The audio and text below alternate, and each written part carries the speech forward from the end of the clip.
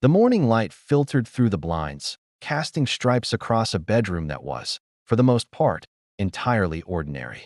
On a bedside table, a strange, glowing alarm clock pulsed with a soft, ethereal light.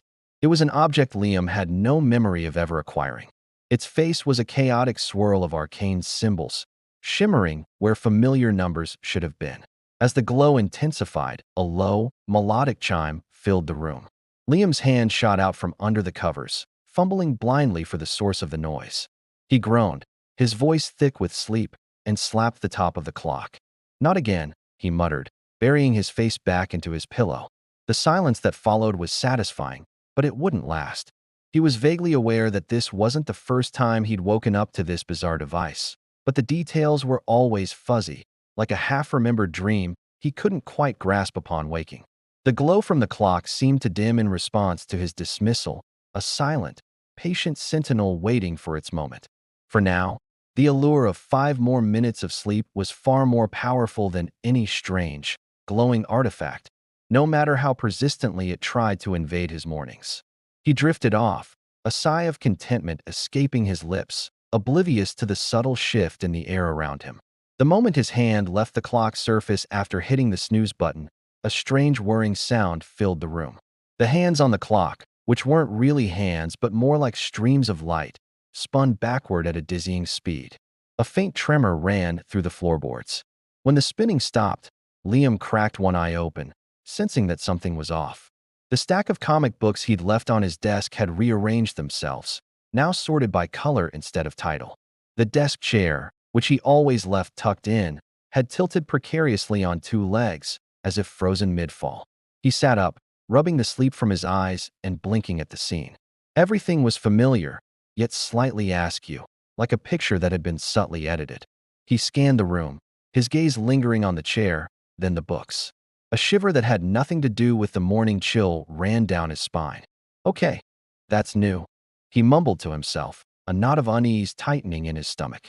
He'd grown accustomed to the clock's strange appearance and its unusual chime, but this was a different level of weird. The room felt charged, as if the very atoms in the air had been stirred up and were only just now settling back into place.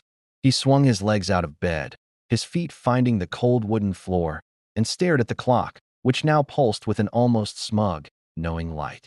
Just as Liam was about to dismiss the rearranged room as a product of his sleep-addled imagination, the alarm clock spoke.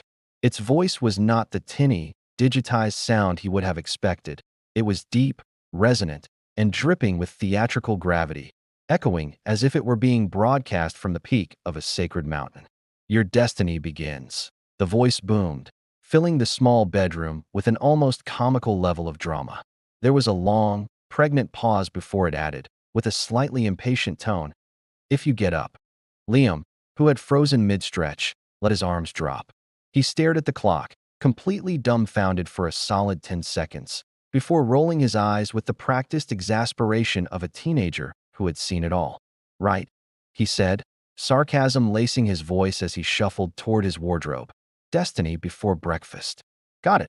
He pulled out a crumpled t-shirt, giving the clock a defiant glare.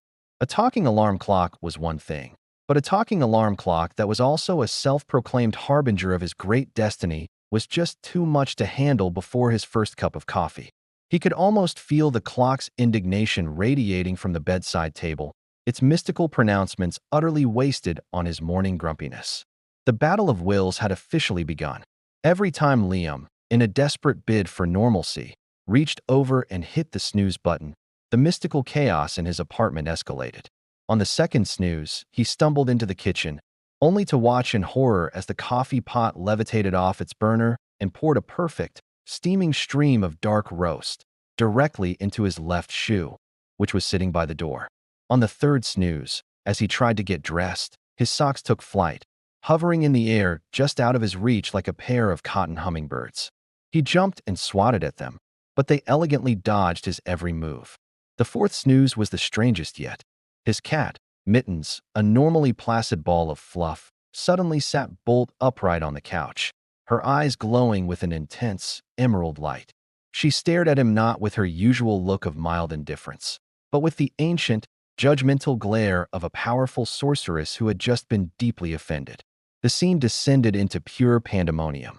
Liam ran around his small apartment, a frantic, pajama-clad whirlwind, trying to catch his floating socks, mop up the coffee from his shoe, and avoid the unnerving gaze of his newly enchanted cat. The clock, meanwhile, seemed to hum with a quiet, mischievous satisfaction, its glow brightening with each new wave of magical mayhem it unleashed. Finally admitting defeat, Liam decided his only escape was to get out of the apartment. He didn't even bother to change out of his checkered pajama pants and worn-out t-shirt. He just needed fresh air, a space free from floating laundry and judgmental felines. But the moment he stepped outside into the hallway of his apartment building, he knew the chaos had followed him. The street lamps visible through the lobby window weren't just on. They were flickering on and off in a precise, hypnotic rhythm that perfectly matched the pulsing glow of the clock, which had silently detached itself from his bedside table and was now hovering a few feet behind his shoulder like a loyal, yet deeply annoying, drone. The real shock came when he pushed open the main door and stumbled onto the sidewalk. The entire street was frozen.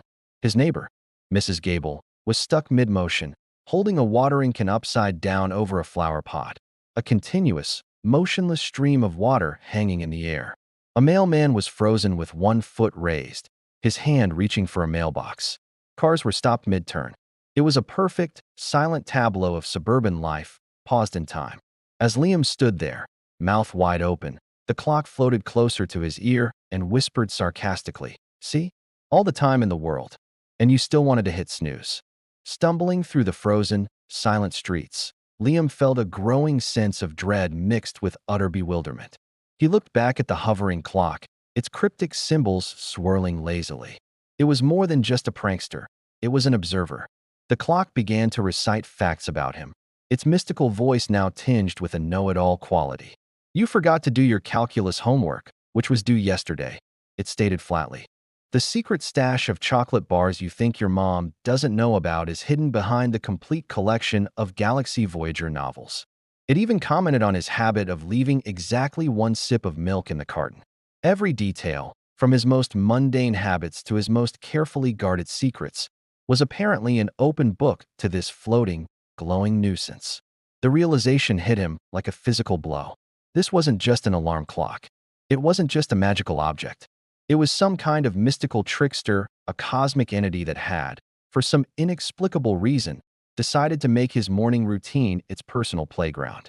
It knew him inside and out, and it was using that knowledge to systematically dismantle his life, one snooze button at a time. The world was frozen because of him, because of his simple desire to sleep in. Defeated, Liam trudged back to his apartment, the clock floating smugly behind him. He finally got dressed, pulling on jeans and a hoodie with a sense of grim resignation. He tied his shoes, his dry shoes, and grabbed his backpack. He was ready. He was finally, officially, getting up and leaving for the day. He was going to face his destiny, or at least, face his overdue calculus homework. As he reached for the doorknob, the clock floated around to face him, its glow softening.